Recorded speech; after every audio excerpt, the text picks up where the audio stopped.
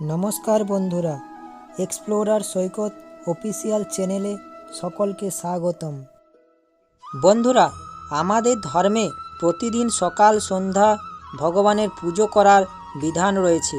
এই বিষয়গুলিকে অত্যন্ত গুরুত্ব সহকারে বিচার করা হয়। তাই আমাদের অনেকের বাড়িতেই ঠাকুরঘর থাকে। আবার যাদের ঘর ছোট তারা বাড়ির শুভ কোণে ঠাকুরের সিংহাসন রেখে পূজা অর্চনা করেন। বাড়ির পুজো স্থান ইতিবাচক শক্তির প্রাণকেন্দ্র হয়। এই স্থান একাধিক সমস্যার সমাধান করতে পারে, পাশাপাশি আমাদের সকলকে শক্তিশালী করে তোলে। তাই বাড়িতে ঠাকুর ঘরে কয়েকটি বাস্তু নিয়ম মেনে চলতে হবে, কারণ ঠাকুর ঘরে দোষ থাকলে জীবনে নানান সমস্যা দেখা দিতে পারে।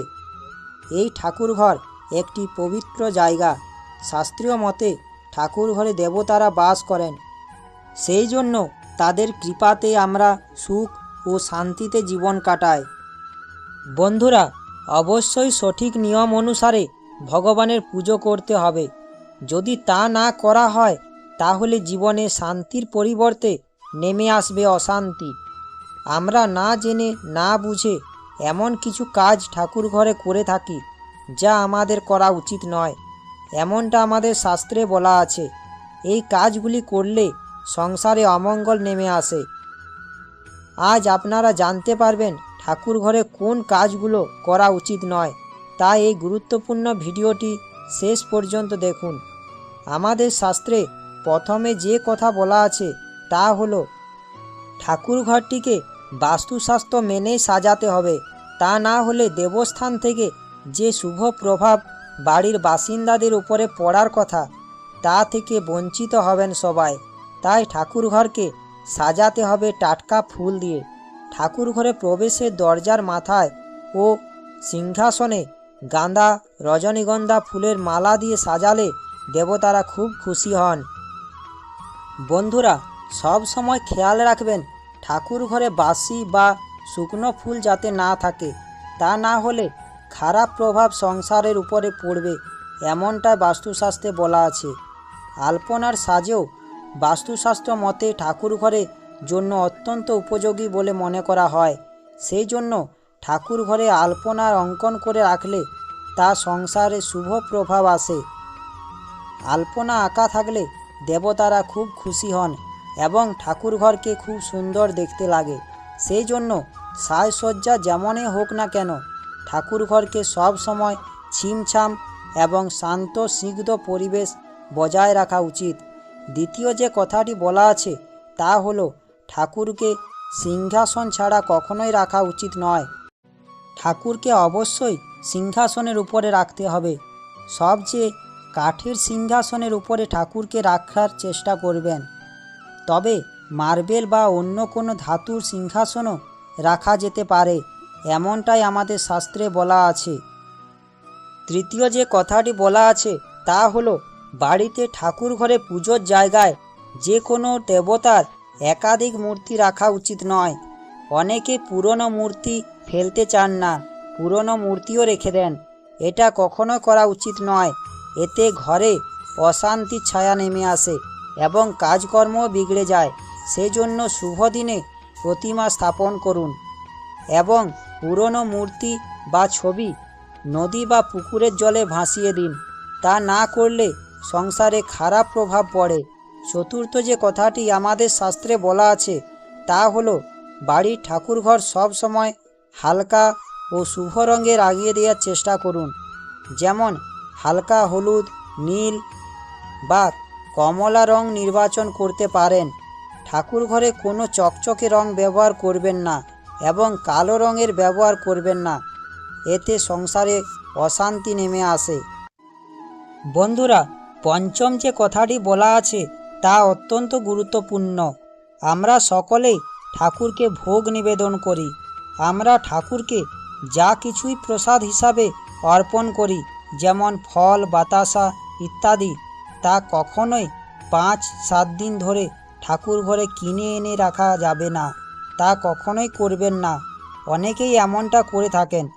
এই রকম করা উচিত নয়। ঠাকুরকে অর্পণ করা প্রসাদ ঠাকুর ঘরে বাইরে কিনে এনে রাখতে হবে। এবং যতটুকু প্রয়োজন সেইটুকু ঠাকুরকে সাজিয়ে নিবেদন করতে হবে। তা না করলে দেবতারা রুষ্ট হতে পারেন। আমাদের শাস্ত্রে এই কাজকে শুভ বলে মনে করা হয় না। ষষ্ঠ যে কথাটি আমাদের শাস্ত্রে বলা আছে তা হলো, বাস্তুশাস্ত্র মতে বাড়ির ঠাকুরঘর কখনোই সিঁড়ির নিচে তৈরি করা উচিত নয়। সিঁড়ির নিচের স্থানকে বাস্তুতে অশুভ বলে মনে করা হয়। সিঁড়ির নিচে মন্দির তৈরি হলে বাড়িতে সর্বদা বিবাদ চলতে থাকে। এই কারণে পরিবারের সদস্যদের মধ্যে প্রতিনিয়ত মনোমালিন্য লেগেই থাকে।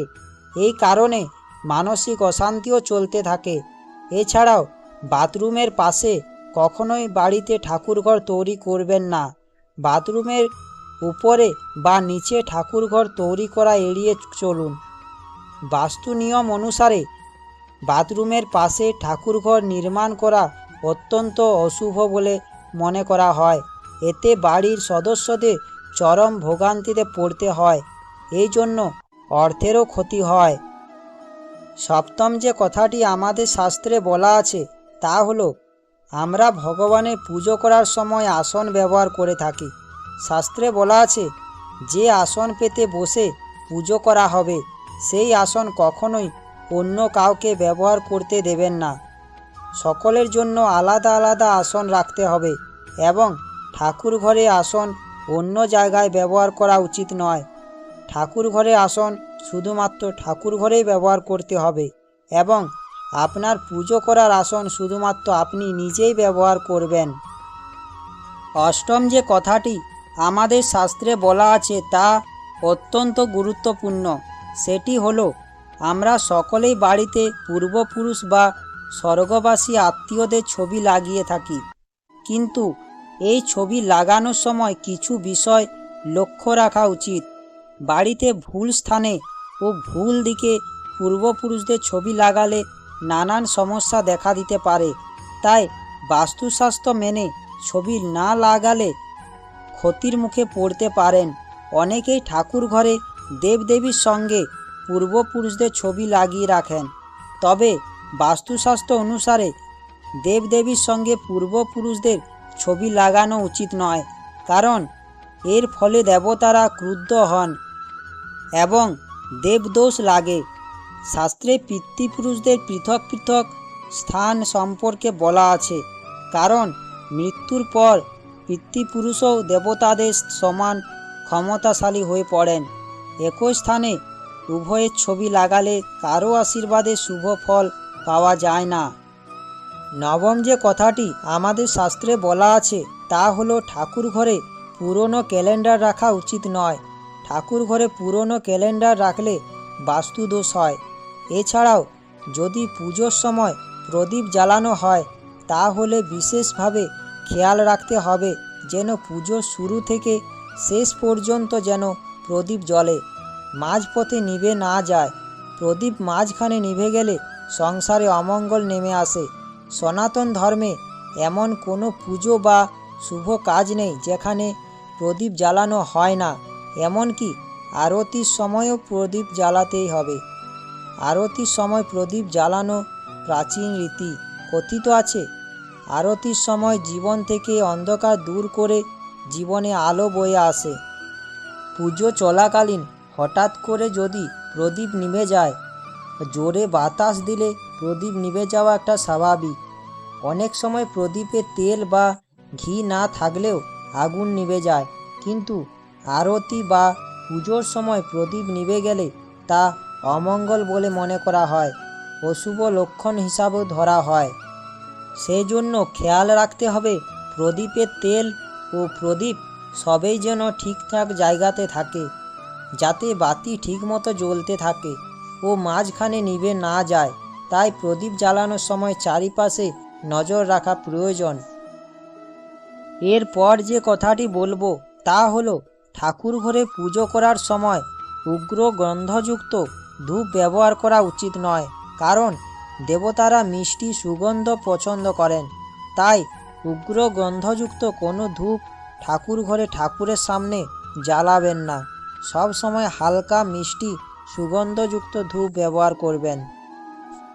এরপর যে কথাটি আমাদের শাস্ত্রে বলা আছে তা আমরা অনেকেই করে থাকি, তা হলো পুজো করার সময় ঠাকুরের সামনে সোজাসুজিভাবে বসা উচিত নয়, একটু বাম বা ডান দিকে সরে পুজো করা উচিত। পুজো করার সময় কোন দিকে মুখ করে বসবেন তাও বলা আছে আমাদের শাস্ত্রে। শাস্ত্র অনুসারে পুজো করার সময় সব সময় পূর্ব দিকে মুখ করে বসার চেষ্টা করুন। আশা করি ভিডিওটি শুনে ও দেখে আপনাদের ভালো লাগবে। ভিডিওটি দেখে ভালো লাগলে আমার চ্যানেলটা সাবস্ক্রাইব ও লাইক করার অনুরোধ রইল। ভিডিওটি সকলের কাছে পৌঁছে দেওয়ার অনুরোধ রইল। ধন্যবাদ।